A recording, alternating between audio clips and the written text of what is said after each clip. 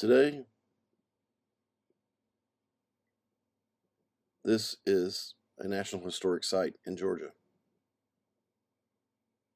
Back in 1865, 1864, the Union prisoners held there called it Andersonville Prison, for the name of the town that was near it.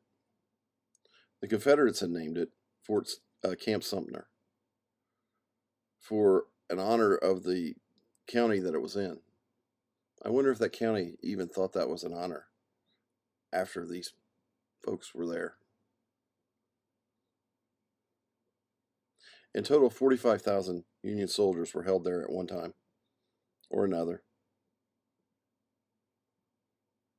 It opened in February of 1864, receiving 400 plus prisoners a day, until it peaked out in June of 1864 at 26,000 people. Poor souls.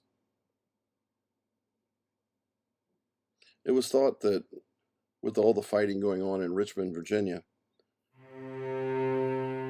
that the prisoners would be near a better food supply in Georgia. Sherman had a different idea. For in 1864, he started his march to the sea. And by September of 1864, Atlanta fell.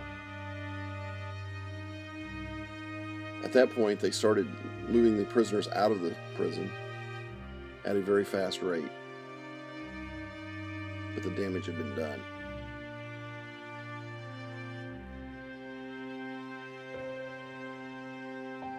For these prisoners were being held in ramshackle shacks, tents that were falling apart, cloth on a pole at the end. Oh, by the way, this facility was meant to have 10,000 troops in it, or prisoners. Yeah, 26,000. We'll squeeze them in. There wasn't a place to sit down.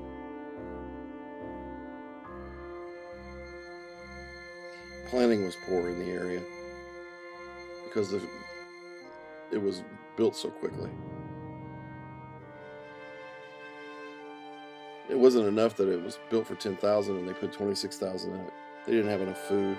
They didn't have enough clothing. They didn't have enough medical care. They didn't have enough about anything. In all, 13,000 prisoners died during their captivity here. God only knows how many after they left died, because at the end of the war, these people were in pretty bad shape. The 16.5 acres was enclosed by a 15-foot stockade fence, 1,620 feet long by 779 feet wide.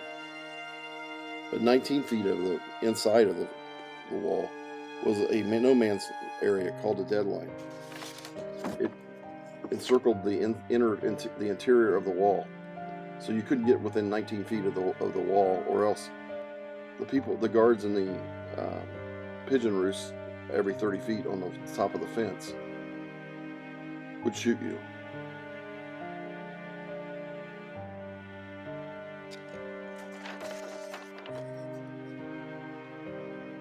The only source of water was a creek that ran down through the middle. There was a hill on each side of that creek, so those areas weren't very good for the prisoners to camp in. So it made it even smaller.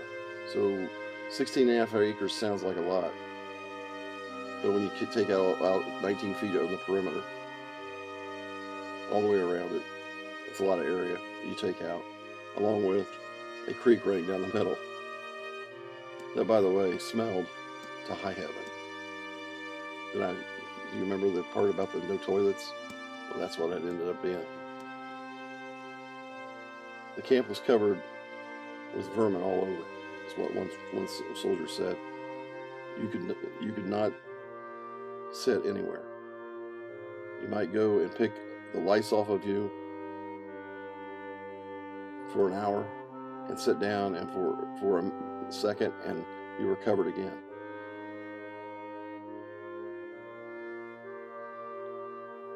In between the hills, it was swampy. All the mud there was black. This is where the filth was emptied. It was all alive. There was a regular buzz in that area. The buzz came from the white maggots that were all over the area.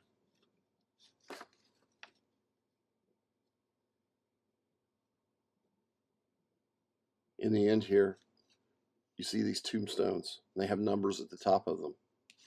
Those numbers are the numbers of their death. So if you got 4,068, E.L. Parker, sergeant from Indiana, he was the 4,068th prisoner to die.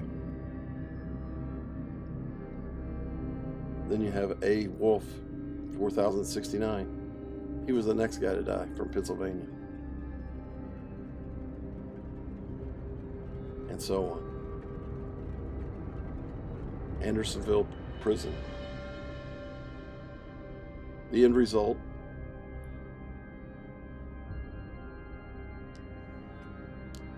what happened after the war is Captain Henry Wirz, W-I-R-Z, the stockade commander, was arrested and charged with murder in violation of laws of war. Tried and found guilty by a military camp tribunal, the same tribunal that the Lincoln assassins were tried by. And he got the honor of being the last person to be hung from the same structure that was built for the assassins in Washington, D.C. He also got the honor of being buried right beside them for a little bit. This is Andersonville Prison, a place I hope never ever happens again.